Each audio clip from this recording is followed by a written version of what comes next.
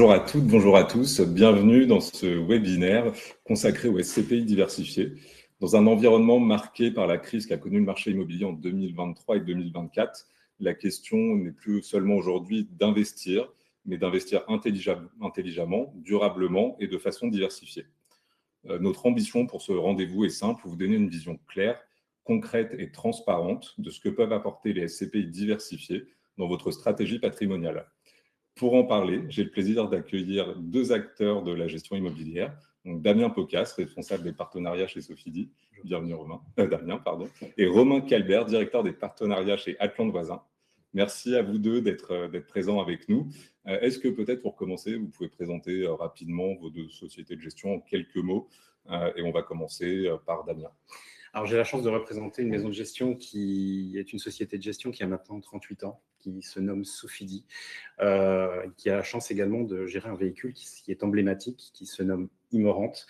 Aujourd'hui, Sofidy, c'est un peu plus de 6 milliards d'euros sous gestion. On gère de nombreux véhicules orientés vers la sphère immobilière.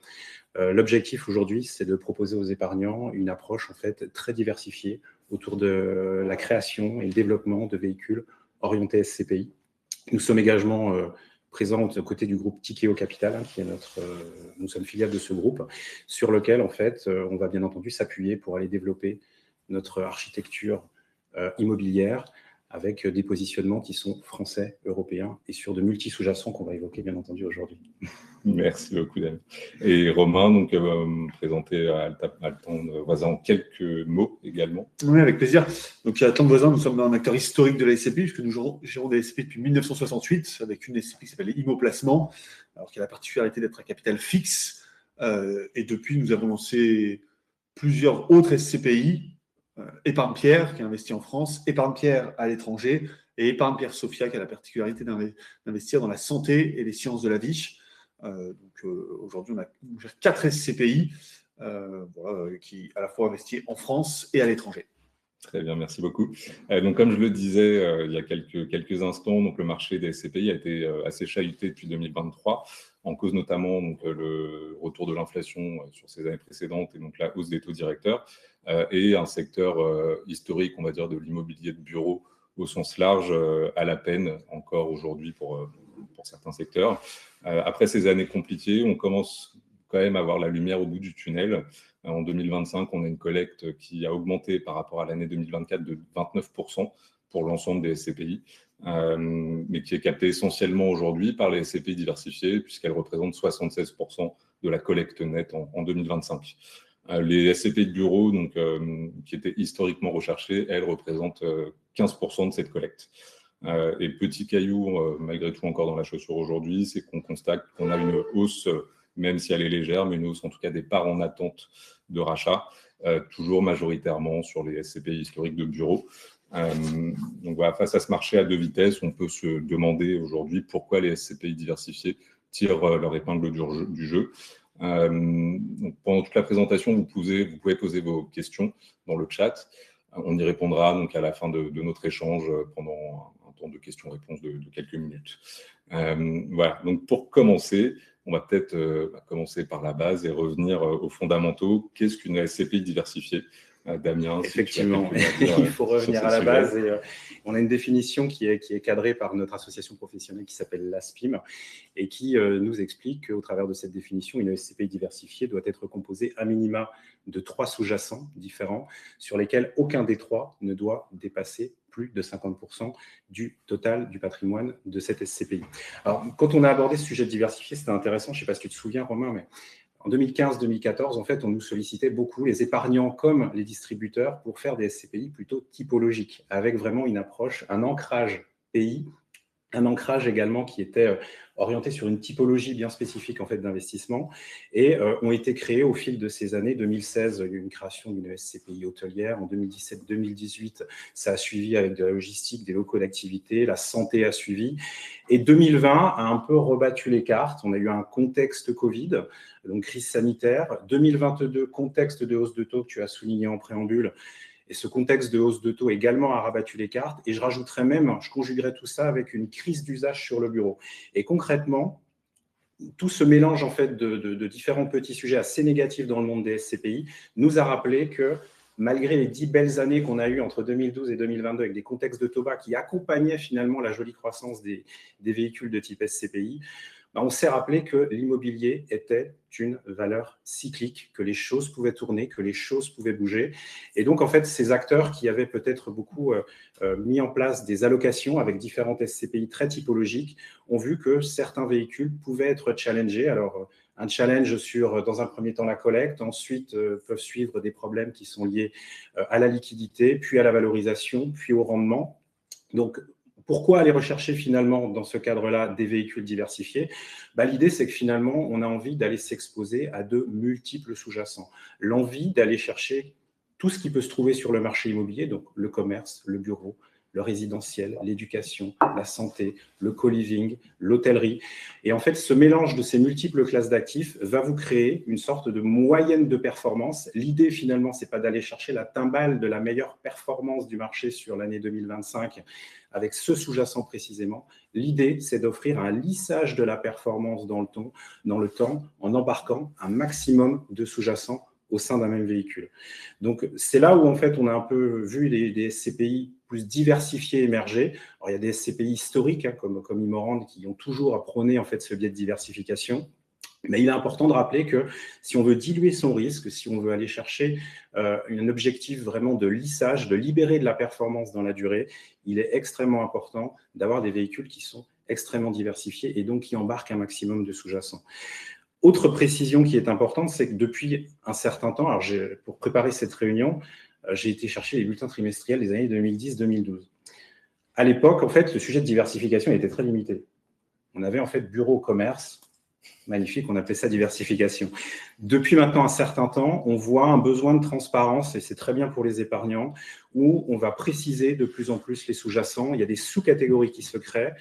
Typiquement, le commerce n'est plus un simple commerce, on n'en laisse plus un grand ensemble, mais plutôt en fait des sous-catégories, le commerce de moyenne périphérie, le commerce de centre-ville, les centres commerciaux, etc. Idem pour le bureau, on va préciser la localisation du bureau. C'est important de se dire qu'il y a du bureau aujourd'hui qui va bien, sur lesquels on a des expertises qui tiennent plutôt favorablement la dragée haute en fait, à certaines typologies de sous-jacents. Je pense notamment au bureau parisien qui résiste très très bien. Mais on va le préciser dans les bulletins trimestriels. Donc on va avoir ce bureau intramuros. On va avoir le taille également du bureau qui va être précisé. Donc c'est très bien, ça va dans le sens de l'épargnant. Et c'est vrai que nous, on a la chance en fait chez Sofidy de gérer un véhicule emblématique qui s'appelle Imorant. C'est un peu la SCPI des superlatifs. C'est la SCPI des superlatifs parce qu'en fait, c'est une des plus grosses capitalisations du marché. C'est 4,4 milliards d'immobilier. C'est 4,4 milliards de diversification qui ont été injectés au fil de 38 années d'existence.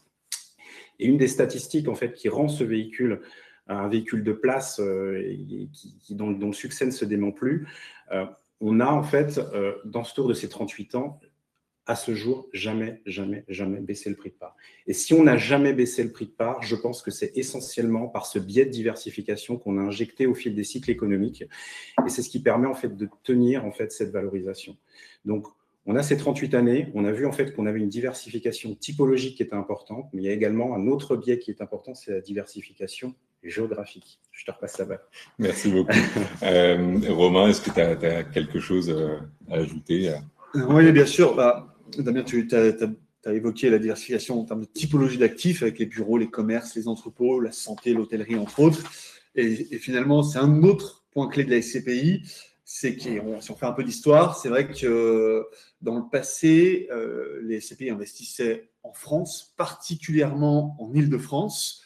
Il y a eu également des SCPI très présentes en région, dans les grosses métropoles régionales, et qui ont accompagné ce phénomène de métropolisation avec des métropoles régionales qui se sont développées, avec des entreprises qui se sont créées, qui se sont développées, qui ont recruté et qui avaient besoin de mètres carrés, tout simplement. Et donc, finalement, les SCPI ont accompagné ce besoin-là. Et on a vu également se développer des SCPI internationales, finalement, qui sont sorties des frontières françaises en se disant, le marché français, il est vaste, mais on peut aller encore au-delà avec le marché européen. Et donc, il y a des SCPI qui sont finalement développés dans d'autres pays. Alors, au départ, plutôt en ciblant quelques pays, typiquement l'Allemagne, qui évoquait un confort en matière de liquidité des actifs, ce qu'on appelle une profondeur de marché. et aussi une robustesse de l'économie. Et au fur et à mesure du temps, on a finalement des SCPI diversifiés qui sont développés, mais diversifiés international et qui ont été capables d'aller dans des pays différents, en Espagne, aux Pays-Bas, en Allemagne, entre autres. On a l'exemple parfait avec Épargne-Pierre Europe, qu'on a lancé fin 2022 et qui est aujourd'hui présent dans 4 pays, l'Espagne, les Pays-Bas, l'Irlande, l'Allemagne, et finalement sur tous les volets de l'immobilier tertiaire, puisqu'on a du bureau, du commerce, des entrepôts, mais également des actifs de santé et de l'hôtellerie. Donc c'est vraiment cette idée finalement d'avoir plusieurs couches de diversification, une couche en matière de typologie d'actifs immobiliers et une couche en matière de pays. Ajouter à ça, bien entendu, une autre couche qui est très importante, c'est celle du nombre de locataires, puisque le fait d'avoir plusieurs locataires, on suit un adage bien connu dans l'investissement, c'est de ne pas mettre ses œufs dans le même panier. Et c'est que finalement, on ne dépend pas comme ça d'un seul locataire. Si on a un locataire qui souffre pour telle ou telle raison économique, il y en a plusieurs autres qui sont capables de continuer à payer leur loyer, ce qui permet d'avoir un lissage tout simplement du dividende versé aux porteurs de parts. Merci beaucoup. Si maintenant on fait un focus, on va dire, sur le marché, donc comme on le disait, remontée de taux, risque de liquidité, évolution aussi des usages immobiliers, notamment dans les bureaux. Pour quelles raisons finalement investir en SCPI aujourd'hui, SCPI diversifié, a du sens, et qu'est-ce que ça apporte à l'investisseur finalement d'investir en immobilier? Peut-être Damien sur ce sujet-là. Alors il y a 2 limites qu'il convient quand même de rappeler. Romain l'a bien souligné, il y a l'enjeu de granularité. Alors granularité, c'est un sujet qu'on mélange souvent avec la diversification en tant que telle, parce que c'est 2 sujets qui sont connotés et liés ensemble. La granularité, c'est le nombre de locataires en fait que votre SCPI va embarquer dans sa stratégie. C'est vrai que, encore une fois, nous on a la chance de gérer un véhicule qui est de taille imposante de 4,4 milliards. Et quand je vous parlais de SCPI des superlatifs dans le cas d'Imorande, c'est vrai qu'on a derrière cette SCPI presque 1000 actifs et derrière un peu plus de 3000 unités locatives. Donc, tous ces détails supplémentaires en fait viennent enclencher un point de diversification intéressant. Derrière cette granularité, je trouve que c'est important de rappeler que pour parler de diversification, c'est important également de rappeler qu'on a besoin d'une certaine capitalisation. On voit beaucoup de véhicules aujourd'hui qui émergent sur le marché, qui font 15, 20, 30 millions de capitalisation. Pour parler de diversification, je pense que c'est important de se dire qu'il faut avoir une centaine de millions de capitalisation pour pas uniquement finalement dans le bulletin trimestriel ou dans le rapport annuel, constater un graphique avec une diversification qui s'opère sur 3, 4, 5 secteurs. Donc c'est nécessaire d'avoir cette grosse capitalisation. Et là où je vais pousser mon coup de gueule de la soirée, et j'en suis par avance désolé, c'est qu'il y a une classe d'actifs, et particulièrement un pays, pour rebondir sur ce que disait Romain, qui est un peu oublié quand on constate en fait les rythmes de collecte sur les SCPI aujourd'hui, et quand on voit les chiffres de la SPIM sur les SCPI qui sont plébiscités. C'est tout simplement le territoire français qui est un peu omis. Alors la France reste dans l'Europe, mais c'est vrai qu'aujourd'hui, il y a beaucoup d'investisseurs qui se concentrent sur l'Europe hors France. Alors j'imagine principalement pour des raisons fiscales, parce que le fait d'investir sur les SCPI européennes, c'est une absence de prélèvements sociaux conjuguée à un frottement fiscal qui est beaucoup plus faible. Par contre, est-ce que concrètement, omettre la France des allocations, sachant que quand je regarde dans le rétroviseur sur ce qu'on a fait chez Sofidy en 2025, quand je regarde quel est le meilleur investissement en termes de distribution, c'est un actif français. Quand je regarde la meilleure revalorisation, également un actif français. Est-ce que concrètement, on doit se passer de ce pays? Je ne pense pas. Après, là où je pense qu'il y a peut-être une erreur qui est faite sur ce marché, c'est que quand on compare SCPI françaises et SCPI européennes, si vous regardez 100% Europe, 100% France, je suis d'accord, le match, il est perdu. La partie est gagnée par l'Europe. Le message que j'aurais à pousser aujourd'hui, c'est quelque part peut-être que mettre 5, 10, 15, soyons fous, 20% de France dans l'allocation, est-ce que concrètement, vous allez sensiblement affaiblir votre rendement net à la fin? Oui, un tout petit peu. Mais par contre, ça vous permet en fait d'aller chercher un vrai biais de diversification sur un territoire finalement qui est assez peu trusté par les sociétés de gestion parce qu'elles sont toutes polarisées sur l'Europe. Donc, ça nous offre un terrain de chasse qui est hyper intéressant. Et finalement, le message que j'ai à pousser, c'est que vraiment, si vous êtes allergique à la fiscalité, c'est tout à fait possible, moi, ça me gratte déjà un peu, il est tout à fait possible d'aller chercher des méthodologies de souscription au travers de contrats d'assurance vie, au travers d'un investissement en démembrement, ou encore au travers d'une société civile ou par le biais d'un crédit qui vous permettra d'atténuer en fait ce point de fiscalité qui pose problème. Donc, j'ai lu un article juste avant de venir, c'était que les Anglais commencent à regretter ce côté Brexit. Moi, j'ai envie de vous dire, ne faites pas de Frexit dans vos allocations parce que je pense que le territoire français a encore un bel avenir devant lui. Il y a des marques qui sont puissantes, il y a des investissements qui sont extrêmement intéressants à réaliser aujourd'hui, il y a certains vendeurs stressés. Donc, c'est un terrain de chasse qui est hyper intéressant. N'oubliez pas la France. Merci beaucoup. Et Romain, sur ce sujet, du coup, de l'intérêt pour un investisseur d'aller sur des SCPI diversifiés, oui, tu peux nous dire aussi. Bien sûr. Il y a un point clé que Damien a évoqué, c'est que finalement, c'est aussi et c'est ce qui est intéressant dans la SCPI, c'est la différente variété des profils patrimoniaux qui peuvent investir dans la SCPI. Pourquoi ? C'est que finalement, la SCPI, c'est un intérêt bien pour les personnes qui ont un besoin de revenus complémentaires. Ça, c'est un des points clés. Mais il y a d'autres formes, finalement, de détention de parts de SCPI. On peut investir en nue propriété, ce qui permet d'avoir un revenu à terme. On peut aussi investir à crédit. Et là, il y a un élément clé quand on investit en France, c'est qu'on peut facilement déduire les intérêts d'emprunt. Donc, c'est intéressant. C'est un point qui est intéressant. On peut aussi investir au travers de l'assurance vie. On a comme ça différentes formes, finalement, de détention de parts qui peuvent être intéressants et qui sont particulièrement intéressants dans le cadre d'investissement en SCPI diversifiés. Merci beaucoup. Sur donc une gestion peut-être un peu plus, même si on est rentré dans le concret, mais si on rentre concrètement un peu sur la gestion concrète, comment vos sociétés de gestion arrivent à créer de la valeur finalement avec ces SCPI diversifiés, même si ça va être un peu ce qu'on a déjà vu jusqu'à présent, mais peut-être en faisant un focus sur épargne Pierre Europe pour Romain, et puis Morante, comme j'en parlais déjà, pour Damien. Donc Romain, peut-être. Oui, avec plaisir. Alors, un des points clés, c'est qu'épargne Pierre Europe, et comme je l'ai évoqué, c'est une SCPI qui est diversifiée, qui est sur toutes les typologies d'immobilier tertiaire. On investit dans du bureau, du commerce, des entrepôts. On va dire qu'ils sont des actifs assez traditionnels en matière de SCPI, mais on a cette capacité chez Atlantes Voisins d'aller investir sur d'autres formes d'immobilier, notamment des actifs de santé et des actifs hôteliers. Alors, c'est intéressant parce que ces actifs dits d'exploitation, qui sont davantage liés à l'exploitant, davantage s'intéresser, on va dire, au compte de résultats des locataires, tout simplement, mais ça apporte une couche supplémentaire de diversification et donc de mutualisation du risque. Or, chez Atlantes Voisins, on a cette compétence puisque on est capable d'étudier ces locataires donc dans le domaine de la santé, dans le domaine de l'hôtellerie. À titre d'information, on a acheté un actif plein centre de Bilbao qui est loué à Ibis, l'exploitant hôtelier qui exploite sous la marque Ibis. Donc, on a cette capacité à acheter comme ça des actifs décorrélés, je dirais, de la conjoncture économique. Pourquoi ? On sait que l'immobilier tertiaire, c'est des actifs qui sont assez dépendants de la conjoncture économique. Finalement, l'immobilier de bureau, on le sait, quand la croissance économique est là, l'emploi est là, notamment l'emploi tertiaire est là. Pour ce qui est du commerce, c'est davantage lié à la consommation. On sait que le sous-jacent, c'est quand même la croissance économique.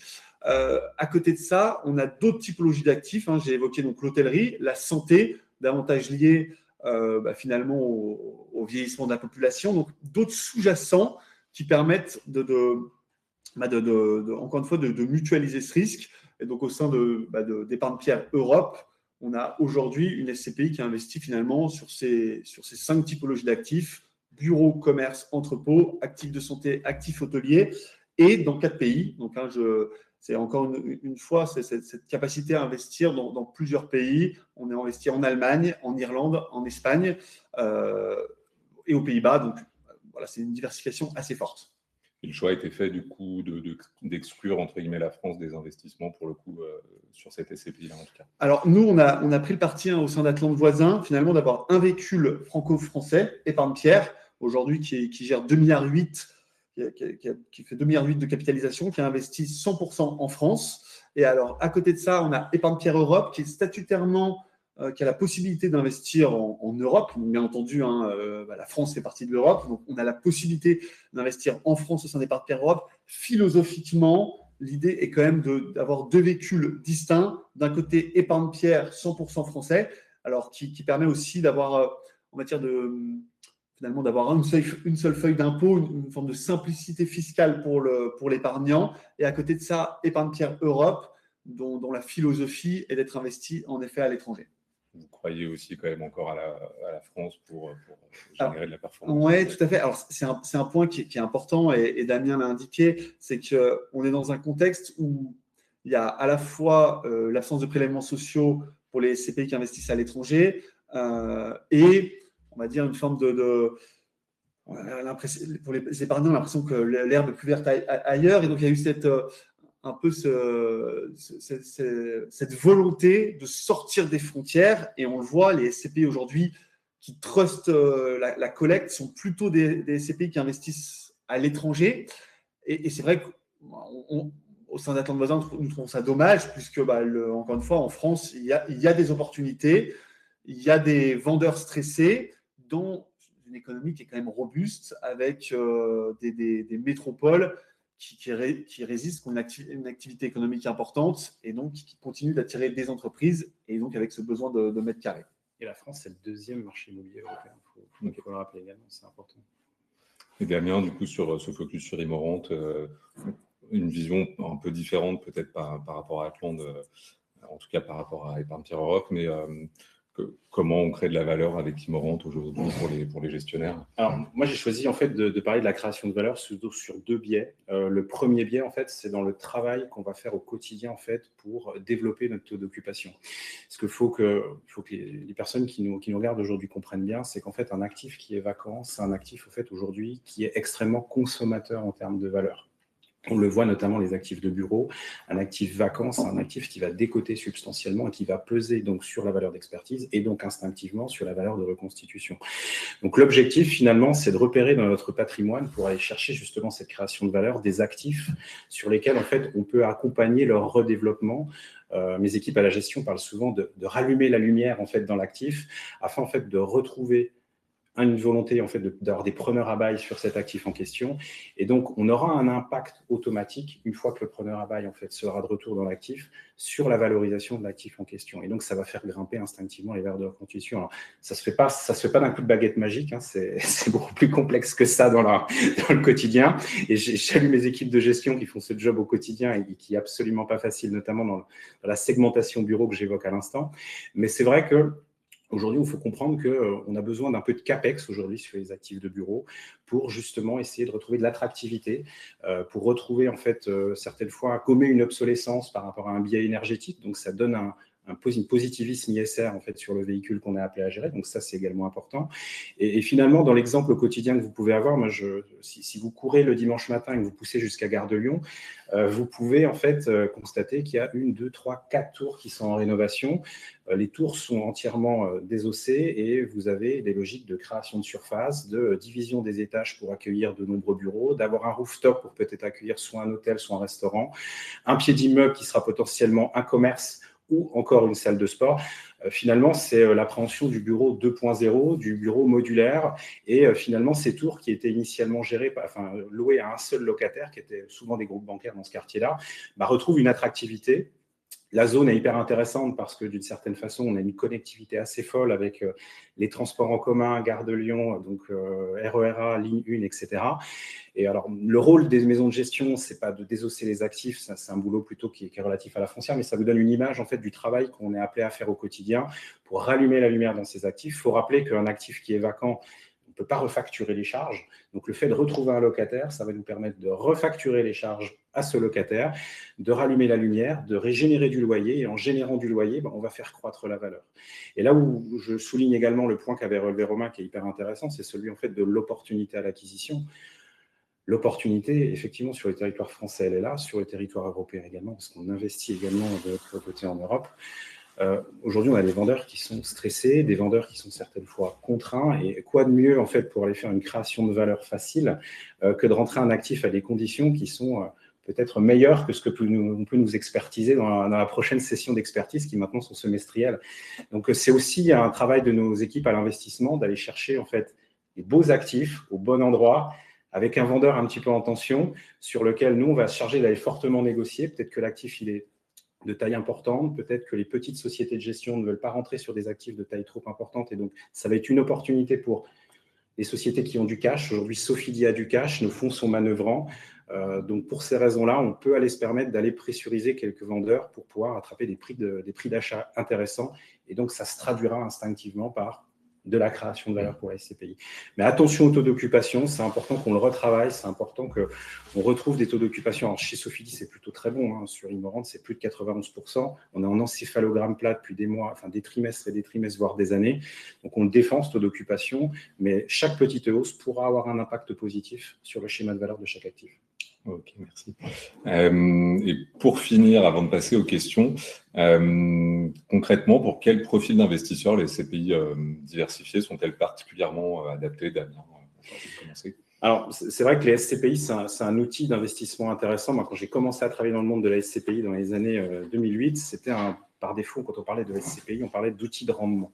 Donc, l'objectif des SCPI, c'est de vous générer un rendement, de vous assurer en fait un rendement le plus long possible. Je rappelle qu'habituellement, quand on souscrit une SCPI, c'est pour environ 22 ans et demi, donc c'est de la détention long terme.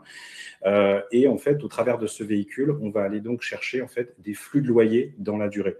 L'avantage des SCPI, c'est qu'on va pouvoir le faire en fait sur des tickets d'entrée qui sont beaucoup moins élevés que sur de l'immobilier traditionnel. Donc, vous pouvez le faire sur Immorente à 340 €, vous pouvez le faire sur des fonds plus typés européens comme Sofidy Europe Invest avec des coupons plus faibles. Mais l'objectif, c'est finalement un coupon d'entrée extrêmement faible pour vous constituer au fil du temps, pour les épargnants, pour les jeunes. On a une réforme des retraites qui n'est pas encore pleinement entérinée.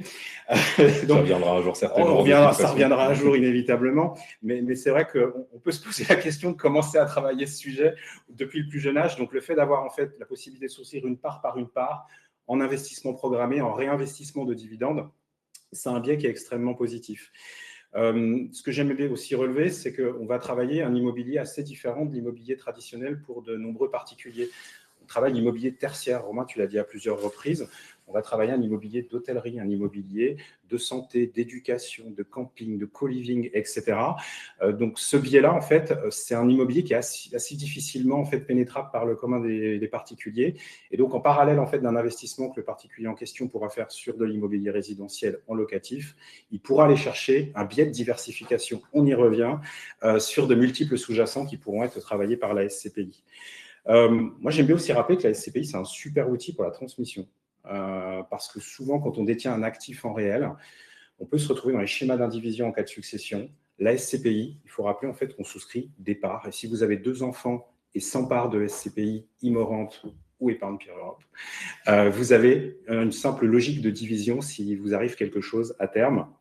Et donc, ça permettra aux héritiers de récupérer les parts, soit de les vendre, soit de les conserver, au gré de l'un et de l'autre. Et après, un dernier point, c'est sur les modalités de souscription. J'ai parlé d'allergie fiscale tout à l'heure. La SCPI, c'est un produit qui est hyper intéressant de souscrire sur de nombreuses formes. On a parlé du démembrement. Le démembrement, c'est un vrai sujet. Vous allez pouvoir en fait souscrire des parts avec une décote sur le prix d'acquisition. Pendant la durée d'un démembrement que vous définirez, vous n'aurez pas les revenus et donc une absence de fiscalité en face. Et à terme, à la fin de ce démembrement, quand tout est remembré, vous allez récupérer les loyers. Donc, le schéma est simple, c'est finalement une absence de loyer pendant une durée que vous définissez, moyennant une décote sur le prix d'acquisition, avec un avantage fiscal, c'est celui en fait, de ne pas avoir en fait, de fiscalité sur le revenu. Si vous êtes éligible à l'IFI, de ne pas avoir d'IFI, avec une petite prime sur le calcul de la plus-value derrière. Vous pouvez souscrire au travers également de l'assurance vie, des contrats de capitalisation, c'est important, ça va éviter le frottement fiscal qui est lié au revenu immobilier qui est lourdement taxé, notamment sur les véhicules qui sont très typés France. Et enfin, le crédit, je trouve que c'est une arme qui est ultra efficace pour essayer justement de jouer ce biais fiscal et de limiter son impact. Vous allez avoir des intérêts d'emprunt, vous allez pouvoir les déduire en fait sur le revenu que vous allez générer de vos SCPI. Donc, ça sera en fait un atout supplémentaire pour aller vraiment aller chercher non seulement de la création de valeur sur votre patrimoine, mais également en fait, de ne pas être trop pénalisé par le biais fiscal. Et enfin, si vous avez une société civile, une personne morale à l'IS, c'est aussi une possibilité de souscrire, que ce soit une holding patrimoniale, commerciale ou autre. Du moment que les statuts le permettent, vous avez également cette capacité de souscrire au travers d'une personne morale. Ça permet de jouer des taux d'IS et non pas des taux d'impôt sur le revenu, donc ni de prélèvements sociaux. C'est un biais différent, mais qui aussi a le mérite d'être présent. Donc, vous l'aurez compris, il y a plein de méthodologies, en fait, plein de facilités de souscrire la SCPI en fonction de la situation de chacun. Donc, c'est vraiment un outil qui est hyper intéressant. Vous pouvez torturer dans tous les sens. Et ensuite, libre à vous de diversifier le plus possible. Merci beaucoup, Romain, même si Damien a bien détaillé, mais est-ce que tu as des choses à rajouter peut-être sur cet intérêt Rajouter peut-être un point clé, c'est que finalement, la SCPI, c'est un investissement immobilier. Donc, il s'aborde dans une logique de long terme. Hein, finalement, c'est cet arbitrage un peu. Est-ce que je veux acheter un appartement, le mettre en location, avec des contraintes, bien entendu. Là où, en face, on a le produit SCPI qui permet, on l'a indiqué, la mutualisation, qui permet la délégation de gestion. Hein. Finalement, la SCPI, ça offre un vrai confort dans le sens où on touche un revenu qui est mensuel ou trimestriel selon les SCPI, sans avoir à gérer des problèmes de chaudière, des problèmes de locataires qui partent, qui peuvent dégrader l'actif. Donc, c'est un vrai confort, une logique d'accessibilité, bien entendu, on l'a dit, hein, là où, compte tenu de la cherté de l'immobilier, le moindre appartement à mettre en location, ça peut être plusieurs dizaines, centaines de milliers d'euros, là où les SCPI sont accessibles à partir de quelques centaines, milliers d'euros. Hein, pour donner l'exemple d'Épargne Pierre Europe, Épargne Pierre Europe, c'est une SCPI qui est accessible à partir de 6 000 euros. Donc, beaucoup d'avantages comme ça. Et c'est un véhicule, la SCPI, qui a souvent été un peu caricaturé en véhicule un peu vieillissant, qui se destinait à une clientèle vieillissante. Et on le voit que c'est un véhicule qui s'est ces dernières années beaucoup modernisé. Alors, on l'a dit, hein, par le fait d'aller dans d'autres pays, en Europe. C'est aussi qui s'est modernisé par les formes de détention. Damien l'a rappelé, avec la nue propriété, entre autres. Aussi par la possibilité de mettre en place des versements programmés pour les personnes qui finalement ont une capacité d'épargne mensuelle, sont capables de mettre 100, 200, 300, 400 euros par mois sur les SCPI, et c'est comme ça se constituer un patrimoine au fur et à mesure du temps.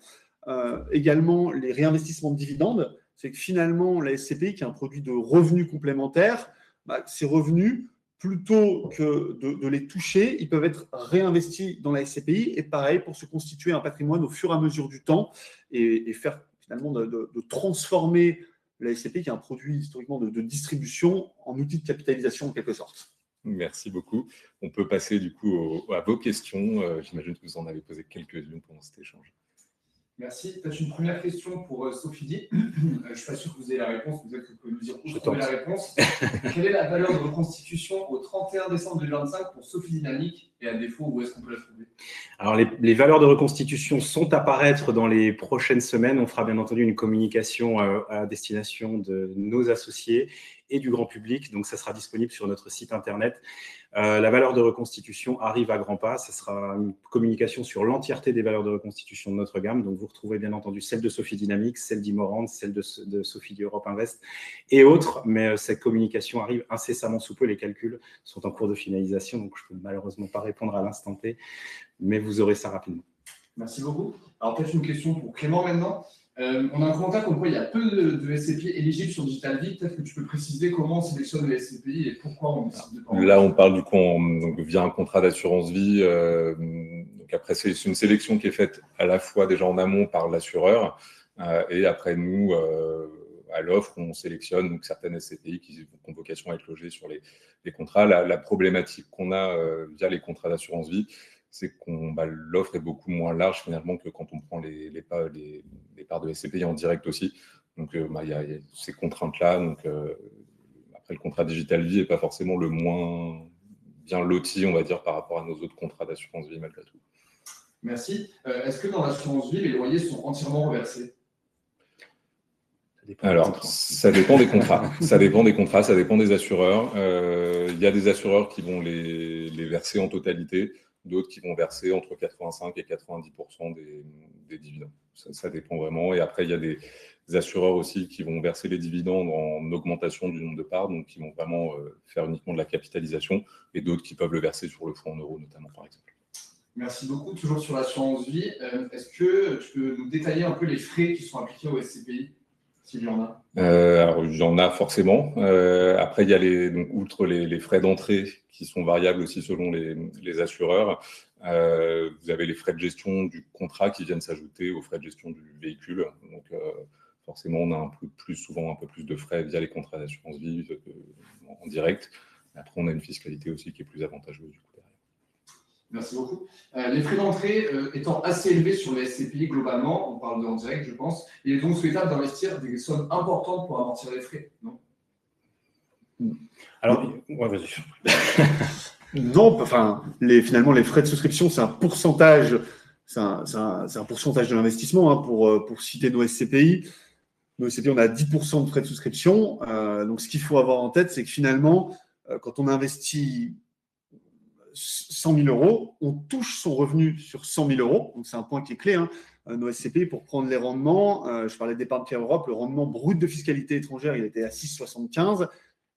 Pour parler d'épargne Pierre, c'est un rendement à 5,28, épargne Pierre Sophia à 6. C'est des rendements qui s'appliquent bien sur le montant investi. Et ce qu'il faut avoir en tête, c'est que finalement, s'il n'y a pas d'évolution du prix de la part, c'est que finalement, si l'immobilier ne fluctue pas, en effet, le client qui a investi 100 000, il récupérera au moment de la vente 90 000 euros. Et là, je pense que c'est important de faire un parallèle avec l'immobilier. C'est que finalement, toujours avoir en tête qu'en termes d'immobilier, il y a également des frais. Il y a des frais de notaire, des frais d'agent. Alors, bien entendu, sur les SCPI, ce sont des frais de commercialisation. Hein. C'est bien entendu la société de gestion qui gère les SCPI qui touche ces frais. Mais voilà, c'est un produit immobilier.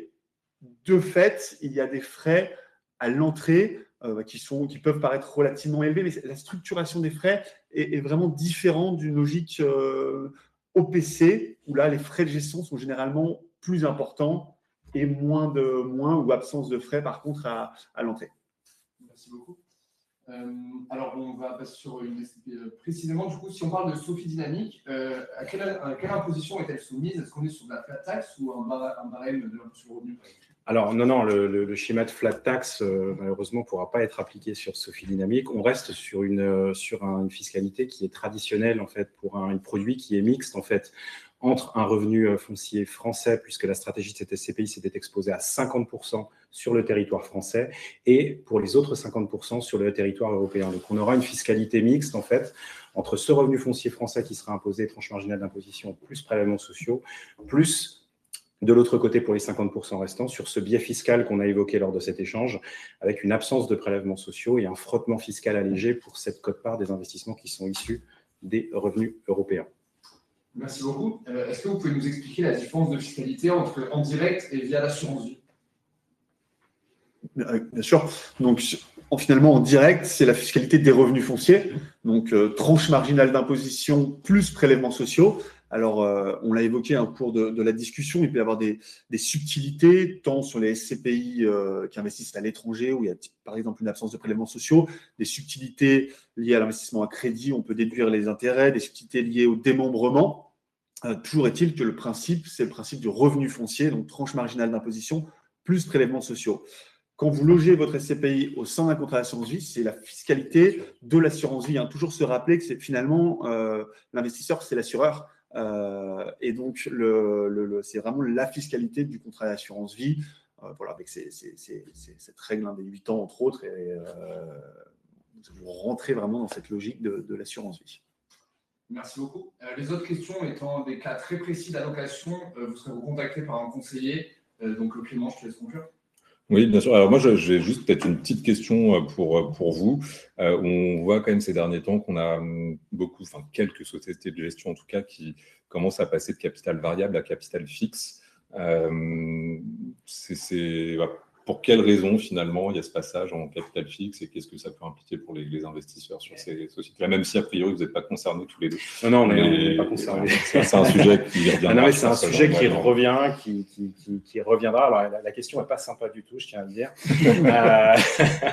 Mais au-delà de ça, en fait, ce qu'il faut comprendre, c'est qu'il y a quelques véhicules sur le marché qui ont été confrontés ces dernières années. C'est un peu finalement les véhicules que j'ai cités en préambule, qui étaient très typés sur une seule classe d'actifs, qui ont enchaîné en fait problématiques de collecte, qui sont enchaînées en fait sur problématiques de liquidité, derrière problématiques de valorisation et derrière problématiques de distribution. Pour essayer de juguler et de retrouver de la liquidité en fait sur ces SCPI, les sociétés de gestion et celles qui étaient concernées ont mis en place des fonds de remboursement, donc en cédant des actifs et en dotant un fonds de remboursement et donc permettant à certains associés de sortir à des conditions qui étaient très spécifiques. Souvent, ça se situe à des valeurs qui se font sur des niveaux assez durs, valeurs de réalisation potentiellement autour de moins 10%. Mais c'est vrai que sur ce biais en fait de fonds de remboursement, il y a eu une petite étape qui fait qu'effectivement, ça a permis de juguler dans un premier temps les premiers sujets de liquidité, mais on voyait finalement que le marché continuait en fait d'organiser des retraits. Et à un moment, la société de gestion, pour le bien-être en fait des associés qui souhaitent rester dans le véhicule, a décidé de passer à capital fixe afin d'offrir une solution de sortie à ces épargnants qui étaient dans le besoin absolu en fait de sortir de ces SCPI. Donc là, va se mettre en place ce qu'on appelle un marché secondaire, où on se décorrèle complètement de tout ce que vous savez sur le marché du capital variable. Le capital variable, vous avez un prix de part qui se définit avec une valeur de reconstitution qui est établie semestriellement, et la société de gestion fixe le prix de part entre plus 10 et moins 10% autour de ce chiffre. Dans le cadre du marché secondaire, ce qui va définir le prix de la part, ça sera en fait tout simplement les vendeurs et les acheteurs.